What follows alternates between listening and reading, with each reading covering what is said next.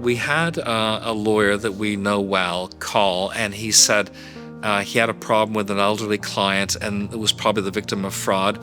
And they were concerned that maybe she has Alzheimer's or she signed documents and they were not sure about her.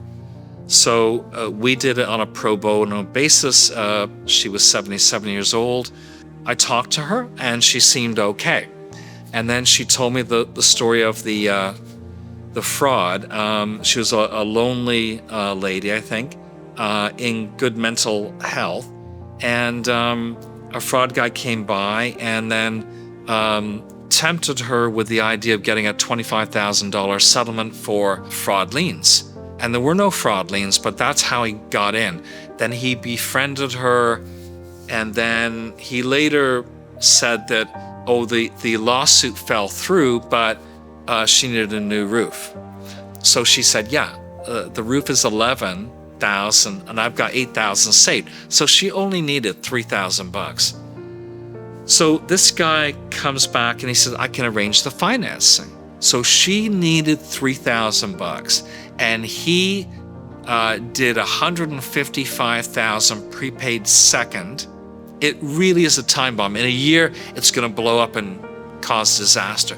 But she signed for it. And then he also arranged for $98,000 in fraud liens.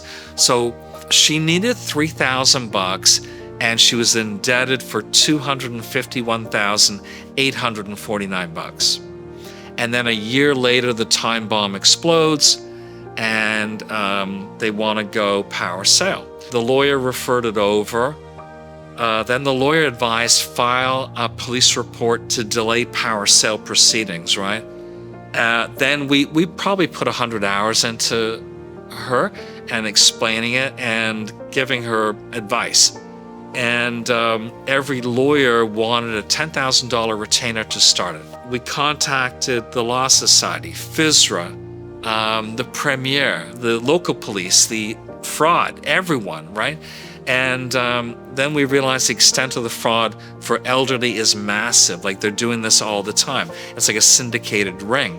The week before Christmas, she was served with power sale documents, like leave the house. The options were running out, like legal options, financial options. It was such an entangled mess that they had left her with, right? It was hopeless. So there was a very benevolent investor that we know, and then he always wanted to know how she was doing. And he said, I'm sure you guys are going to fix it. And then I said, we can't fix it. This is a really horrific problem. He helped her out. So he was like the knight in shining armor.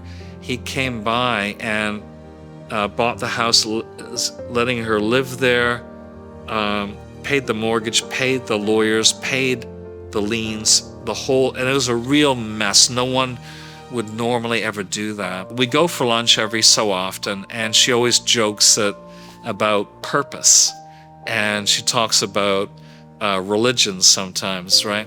So what I said to her, I said, this is a really bad thing, but if you look at the government, they've changed the laws on fraud liens, and my guess is that's a large part because of you. So she was really happy. So she's doing well. The prevalence of elderly fraud is off the charts, and the police say it's incredibly bad.